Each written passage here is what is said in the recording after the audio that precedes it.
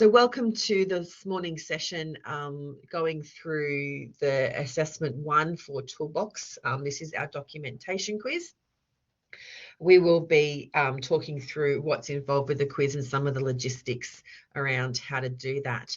But before we begin, I would like to acknowledge the Ngunnawal people as the traditional custodians of the land where I am this morning and where I'm sure a number of you probably are, and pay my respects to elders past, present and emerging, as well as acknowledge any Aboriginal or Torres Strait Islander people who might be with us this morning or who might be listening back to this recording later on. I also want to acknowledge that you might not all be on Ngunnawal country, and so if you're not, pay my respects to those who look after the lands where you're currently watching this video from. So I'm going to just quickly talk through the quiz itself. Like I said before, if you've got questions, please, you don't have to wait to the end. Pop your hand up and we'll address them as they go. I think sometimes it's easier just to ask it when it's fresh in your mind. So I'm happy for you to put your hand up, and at the bottom in the middle of the black area of the Blackboard screen, there's a little person that's got their hand up. That's how you put your, if you click on that, it'll raise your hand and I'll call on you when I'm finished speaking what I'm saying. Okay, so this quiz is worth 10% of your final mark, and this is about demonstrating your understanding of the medical legal requirements that go into documentation, as well as the understanding of the basic structure of SOAP and ISBA. So you're not going to be actually writing a SOAP note from scratch or writing up a ISBA handover from scratch. It's more about demonstrating that you know which things would fit under which category, if that makes sense. So we'll also be talking through, there'll be some things on some of the language that we've talked about in week 1 as well, but essentially this is just sort of summarising the things that we've done in class over the last 2 weeks. This content from next week isn't really in the quiz. There might be some just more generalist things that might come from that, but otherwise there's not really stuff from week 3 in the quiz. So just some of the logistics. The quiz will be taking place on Thursday next week. So there's no time in class to do it. It will be open for the entire day. So pretty much whenever during the day works best for you, you can take the quiz. You will have 30 minutes to do the quiz once you start the quiz. So once you do start, just make sure you've got that 30-minute window, or for those students, you've got that additional time with your RAPs if you've contacted me. So just make sure that you've got that time available, that you can work on the quiz uninterrupted. The quiz will stop at midnight, that Thursday night. So if you start the quiz at, say, 11:45 that night, you won't get the full 30 minutes. You'll only get the 15 minutes. So do make sure that you start the quiz with enough time to finish it, if that makes sense. The quiz itself has 14 questions in it, and those questions are a combination of multiple choice. Some of them are multiple answer, so there'll be multiple things that you can choose.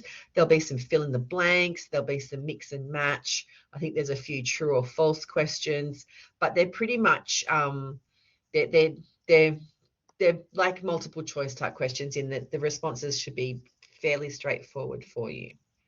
You can move between the questions and change answers, but if you run out of time, if your time finishes, the last save response is what's going to be logged. So just make sure that you do save any changes that you want to do. Because you're doing this at home, and because ultimately my goal for this quiz is to make sure that you are using the materials, I don't have a problem with this being an open book exam. So you can use your notes that you've gathered throughout the semester. Obviously, the use of AI tools to copy and paste answers is not appropriate. We do want you actually looking and answering those questions yourself. But you are able to use the notes that you've got from your lectures, from your tutorials, and from the Medico-Legal Workbook. Are there any questions about the logistics of the quiz before I move on?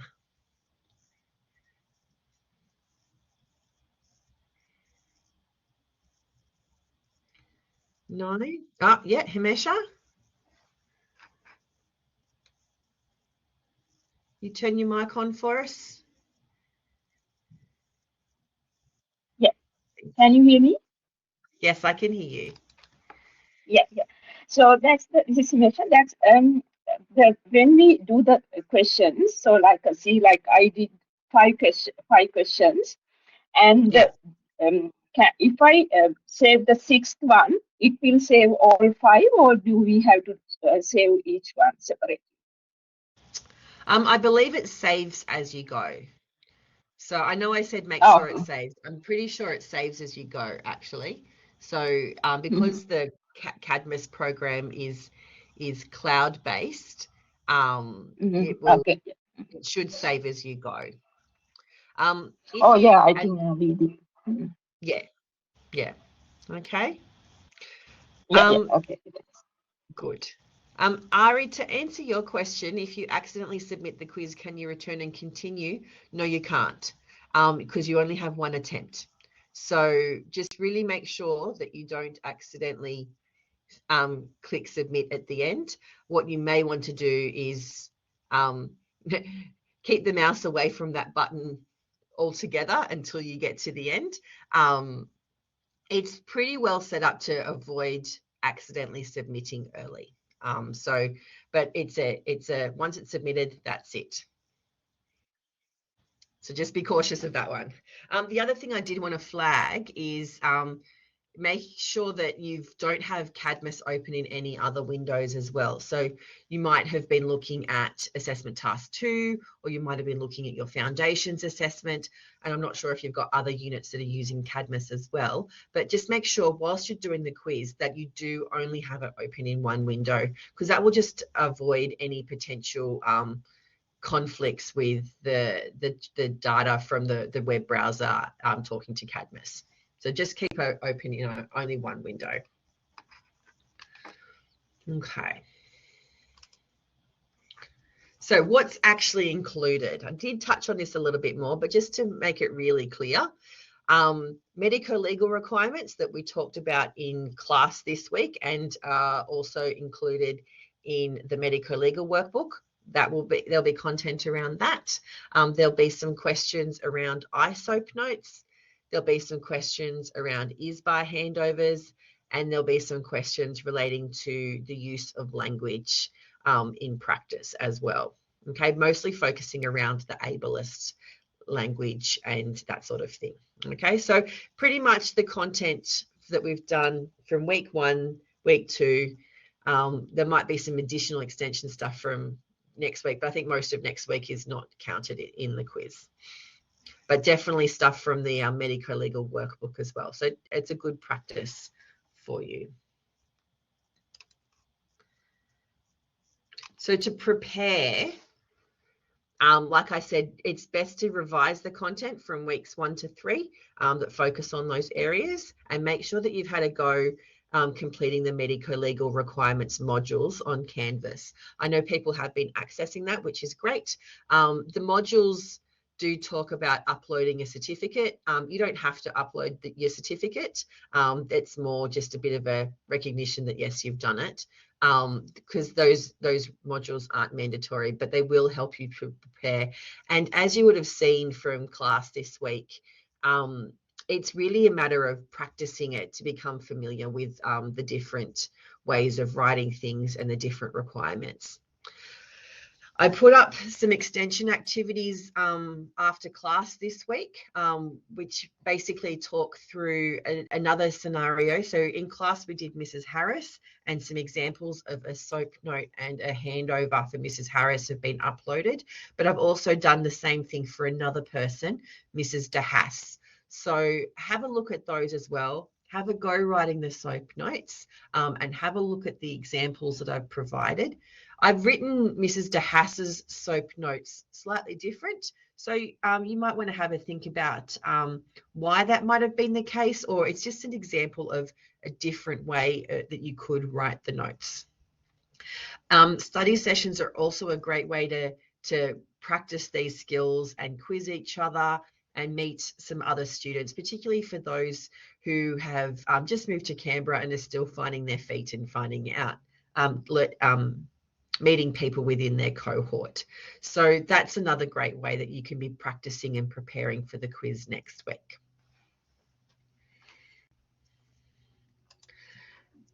And that's pretty much it for the quiz. It's fairly straightforward. Most people know how quizzes work. So that's where we're at. So I'll stop sharing the screen and I'll turn my camera on.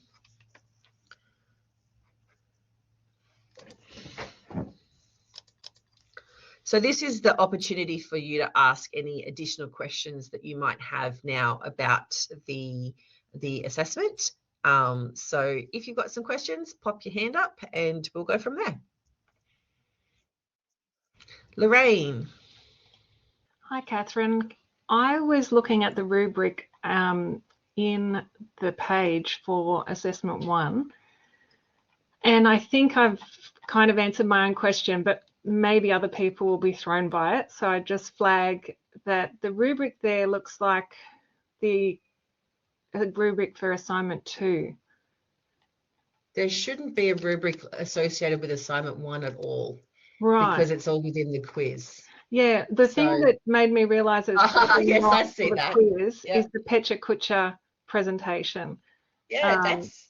So I was just wondering if we'd have to do that in 30 minutes, but I think no. Yeah, that's a rubric from Foundations in 2021. Okay. I'm going to delete that because that is completely not relevant for this at all, and I'm not sure why that got added. Thank you. But thanks for flagging that. That has now been deleted. So hopefully it won't confuse anyone else. Oh, good to know that. Thank you very much. Hemesha, you had a question. Yeah, Catherine, that's the regarding that's the same thing as Ari asked. So if we save questions, but we finish before, like within 20 minutes. We have the time for 30 minutes, but we finish all the questions within 20 minutes. So if we submit, we can't go back, but if we won't submit, can we go back?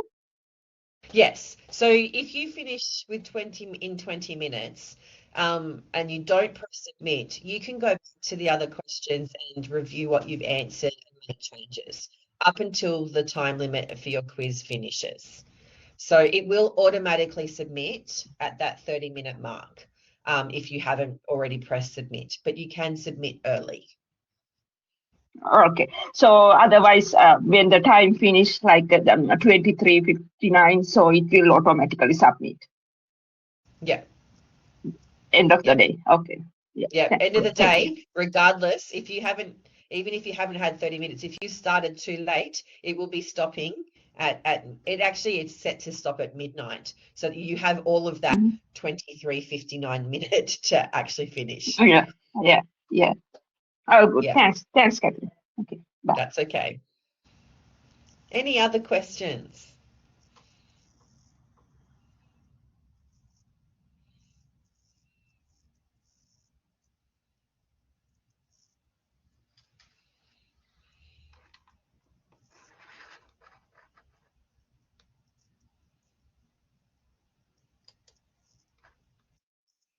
Cindy.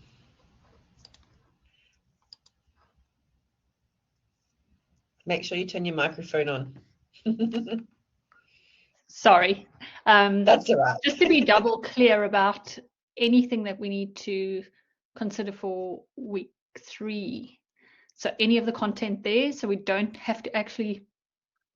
Yeah. So week 3's content, the lecture is going to be about goal setting. So some of the questions might relate to just more general aspects of goals, in that we did talk a little bit about goals this week as well. But there's not really any questions there's not a lot, if any. I can't remember if there's any, but if there are, there's not many about goal setting. And then the rest of the next week's content is looking at generative AI, and we're not going to be including anything about Gen AI in the quiz. Okay, great. Thanks. Yeah. Lorraine. Hello again. That's I okay. am just wondering, with Cadmus, does it allow you to have other windows, other screens open, or only, only Cadmus?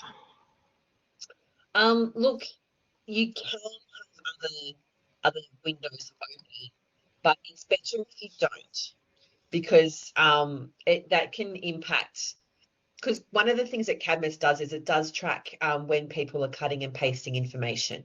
Now, this quiz is designed where cutting and pasting information isn't really going to help anyway, and it is open book. So, you can have other windows open. I'm assuming you're meaning like tabs that have the lecture notes and whatever Yeah, notes and that, things that you and fill up there. particularly the because there's some short answer questions, the abbreviations, the hospital approved abbreviations, like there's Yeah. 45 pages, and I don't know what Yeah. they all You are. don't want to print all of that out, no. No. So yeah, you don't have to worry about you can have those open in other tabs.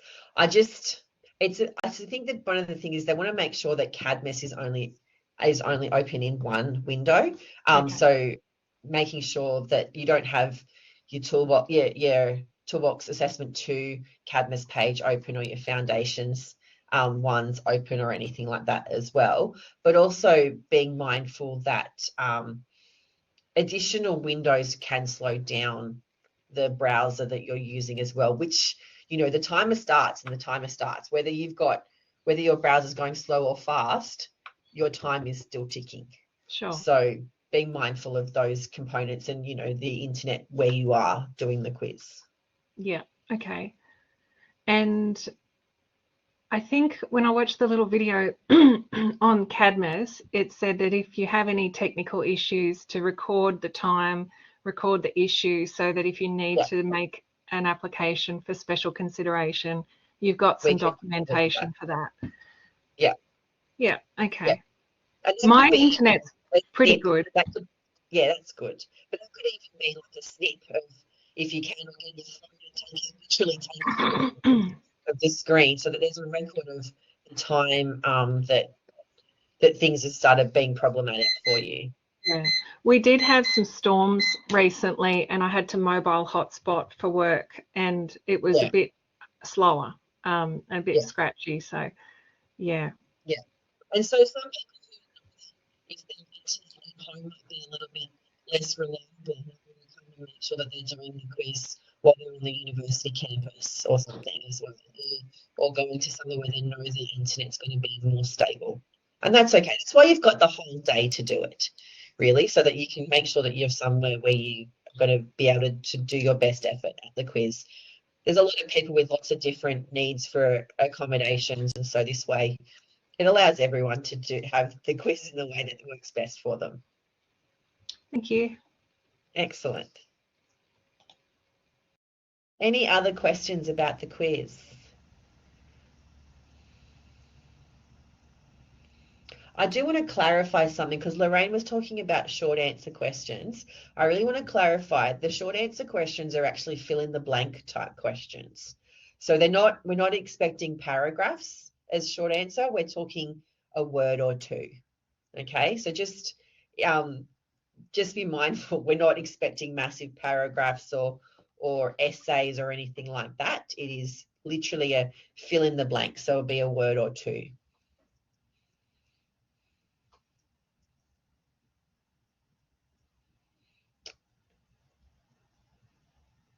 Are there any other questions?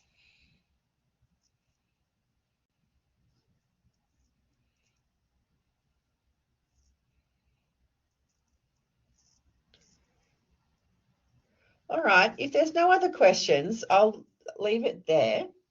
This recording will be available under the virtual room recordings on Canvas, and you can download the slides from the recording if you wanted to. There's not really anything groundbreaking in there, but it might help you.